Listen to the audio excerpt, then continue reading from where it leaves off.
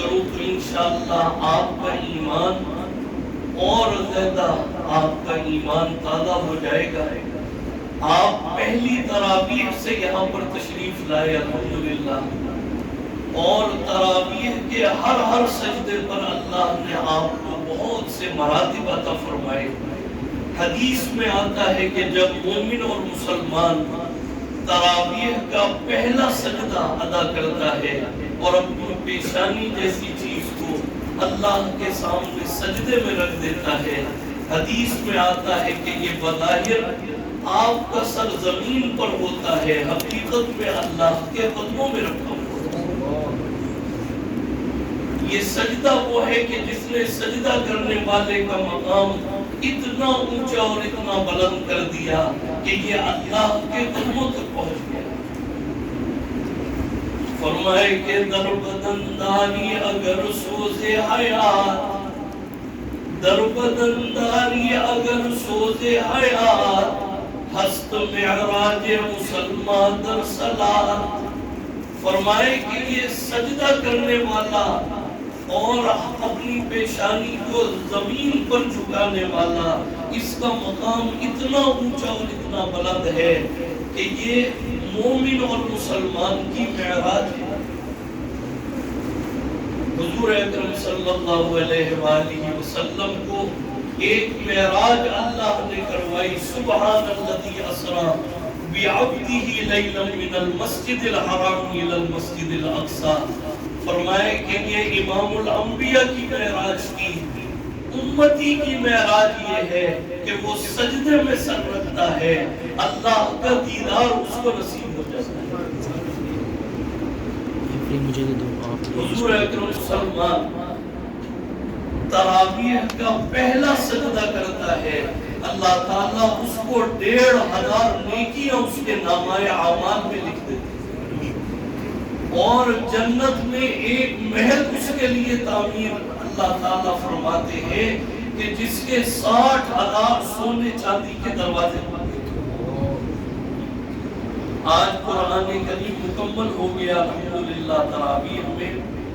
بس ایک باتیں آپ کے سامنے عرض کروں گا کہ یہ الف لام میم سے لگا کے والناس تک آج قرآن کریم مکمل ہوا، اور حافظ صاحب نے قرآن کریم کی تلاوت کی، اور دیکھیے پہلی تراویح سے لگا کے آج تک قرآن کریم کی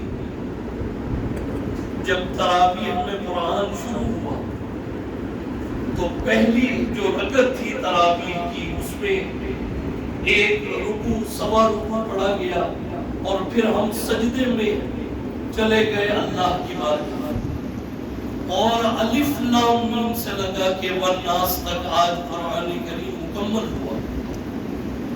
تو روزانہ ہم نے قرآن کی تلاوت سنی، اور روزانہ اللہ کی بارگاہ میں ہم نے سجدے کیے۔ آج والناس پر قرآن کریم مکمل ہوا، اور آخری رکعت میں پھر الف لام میم سے شروع ہو گیا، یہ پیغام دینے کے لیے کہ یہ قرآن کریم ہر سال مکمل ہوگا، لوگ آئیں گے، تراویح پڑھیں گے، اور پھر اللہ کی بارگاہ میں پیش ہو جائیں گے۔ مسلمان جو ہے قیامت تک یہ سلسلہ جاری رہے گا۔ اگلا سال پتہ نہیں ہم ہوں گے یا نہیں، لیکن اور مسلمان آ جائیں گے، اور یہ سلسلہ قیامت تک جاری رہے گا۔ لیکن جو پیغام مجھے دینا ہے وہ پیغام صرف ایک چھوٹا سا پیغام ہے کہ آج تراویح میں قرآن کریم مکمل ہو گیا، ہم نے سجدے میں جا کر اور اپنی پیشانی جیسی چیز کو ہم نے سجدے میں رکھ کر اللہ سے یہ ہم نے عملی طور پر اللہ سے یہ وعدہ کیا کہ اے اللہ الف لام میم سے ہم نے جو قرآن سنا تھا آج والناس پر مکمل ہو گیا، اے اللہ اس پورے قرآن کریم پر ہم عملی طور پر ہم عمل کریں۔ یہ ہم نے پیغام دیا سجدے میں جائے، یہ قرآن کریم یہ عمل کے لیے آیا ہے۔ اللہ نے یہ قرآن اس لیے نازل فرمایا کہ اس کی ایک ایک آیت، اس کا ایک ایک حرف عملی طور پر ہماری زندگیوں میں آ جائے، اور ہم نے سجدے میں جا کر اللہ سے یہ عہد کیا کہ اے اللہ قرآن کی ایک ایک آیت پر ہم عمل کریں۔ قرآن کریم شروع ہوا، جو ابھی خطبے میں جو آیت میں نے پڑھی، الف لام میم ذالک الکتاب لا ریب فیہ، کہ اس کتاب میں کوئی شک نہیں، یہ اللہ کی تنزیل من رب العالمین، یہ اللہ کی طرف سے یہ نازل کی۔ میرے دوستوں اور بزرگوں، یہ قرآن عملی طور پر ہماری زندگیوں میں آ جائے، یہ ہے آج کا اصل پیغام۔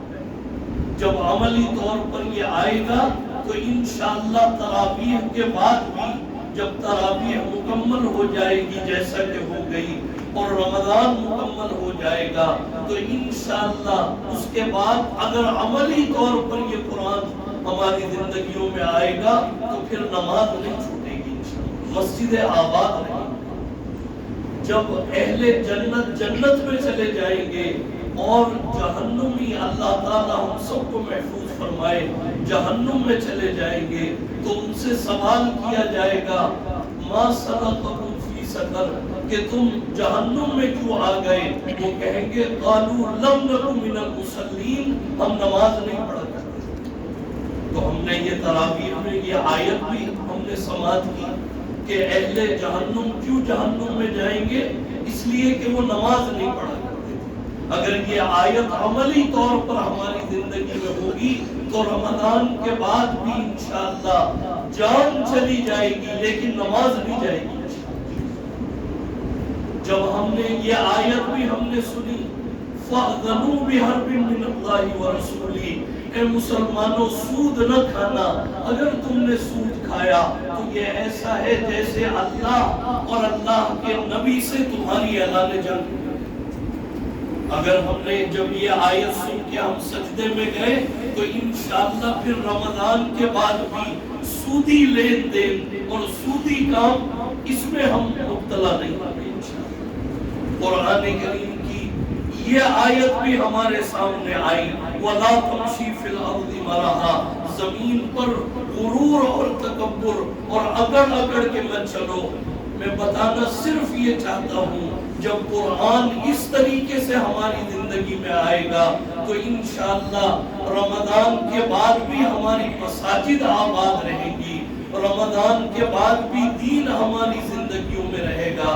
اور آج کا پیغام صرف اور صرف یہ ہے، اگر اس پر بھی ہمارا عمل ہو گیا کہ یہ قرآن عملی طور پر ہماری زندگی میں آ جائے، اور یہ کیسے آئے گا؟ ابو داؤد شریف کی حدیث ہے، حضور اکرم صلی اللہ علیہ وآلہ وسلم فرماتے ہیں، فرمائے کہ یا ابا ذر لئن تغدو تتعلم آیتا من القرآن خیر لک من ان تصلی 100 رکعہ۔ آپ نے یہ فرمایا تھا کہ اگر قرآن کریم کی صرف ایک آیت تم سیکھ لو، تمہیں اس کا ترجمہ پتہ چل جائے، تمہیں اس کی تفسیر پتہ چل جائے، تمہیں یہ پتہ چل جائے کہ میرے لیے اس میں کیا حکم ہے، کیا ہدایت ہے، صرف ایک آیت۔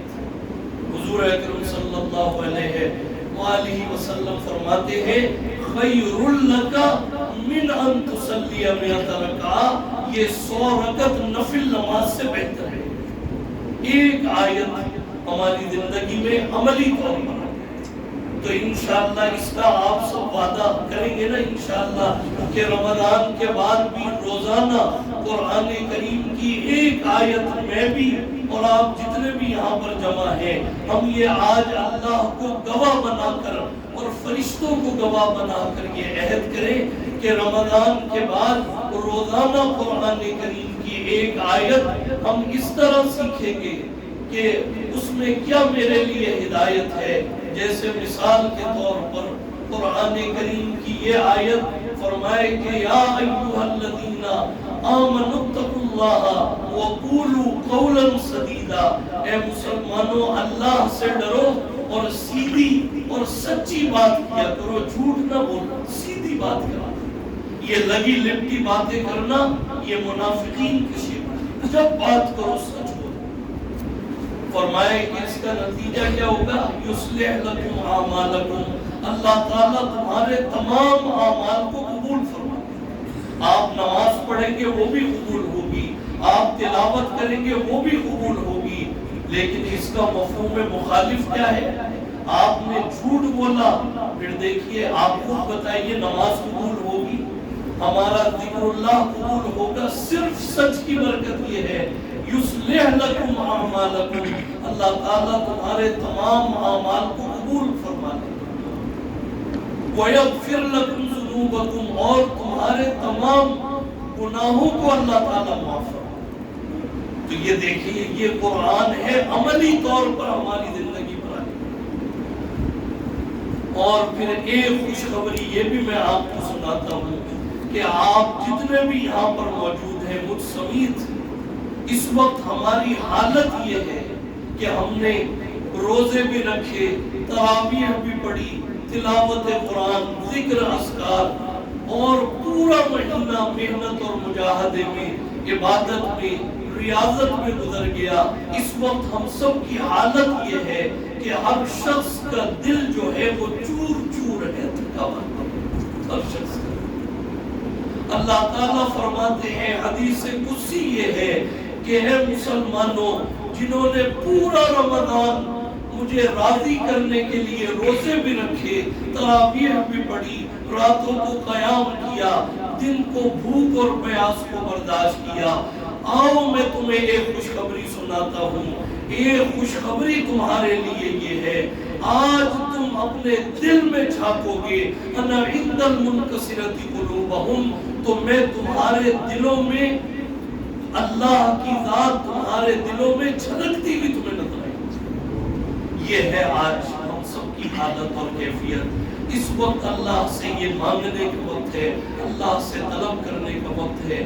بہت ہم نے بیان بھی سن لیے، واعظ بھی سن لیے، درس قرآن، درس حدیث، یہ تمام دینی اجتماعات، تراویح بھی ہم نے پڑھ لی، سب کچھ ہو گیا۔ بس اس وقت میں ادعونی استجب لکم، یہ مانگنے کا وقت ہے، یہ گڑ گڑانے کا وقت ہے۔ اور ہمارا یہ عقیدہ ہے کہ روئے زمین پر جہاں کہیں پر بھی قرآن کریم مکمل ہوتا ہے، وہاں پر اللہ کی انوارات، تجلیات کا ظہور ہوتا ہے، دعائیں قبول ہوتی ہیں، آسمان سے فرشتے پانی کے قطروں کی طرح نازل ہوتے ہیں، اور اللہ تعالیٰ کسی کو محروم نہیں فرماتے۔ فرمائے کہ وہاں پر فرشتے اس محفل کو اور اس مجلس کو ڈھانپ لیتے ہیں، اور اللہ تعالیٰ اٹھنے سے پہلے سب کی مغفرت فرماتے ہیں۔ بس یہ وقت اللہ سے مانگنے کا ہے، اللہ سے لینے کا ہے۔ آپ